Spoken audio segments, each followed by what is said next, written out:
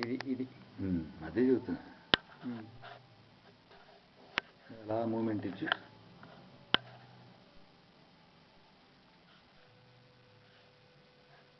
స్వామి శరణం అయ్యప్ప, స్వామి శరణం, స్వామి శరణం. గురుస్వామి ఎల్లప్పుడూ విజయ్ కుమార్ మల్కాజ్గిరి సన్నిధానంలో స్వామి యొక్క అనుగ్రహాన్ని ఎల్లవేళలా పొందాలంటే స్వామి యొక్క దీక్షను చేయాలి. ఖచ్చితం 56 రోజులు చేయాలి. కనీసం పురాణాల ప్రకారం 41 రోజైనా మండలం చేయాలి. ఆ దీక్షలో భయపడవలసింది ఏమీ లేదు. దీక్ష పటిమలో కేవలం ఏకభుక్తం అంటే ఆకలి తెలుస్తుంది.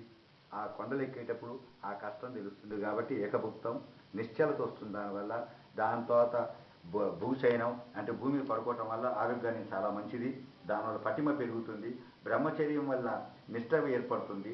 ఈ 3 చేసుకుంటూ స్వామి అనుగ్రహాన్ని 24 గంటలు తలుచుకుంటూ స్వామి శరణమయ్యప్ప, స్వామి శరణమయ్యప్ప, స్వామి శరణ నామమే ఏ వేదంలో లేని మహోన్నతమైన స్వామి యొక్క నామం పలుకుతూ స్వామి శరణం అంటే మరణం లేదు.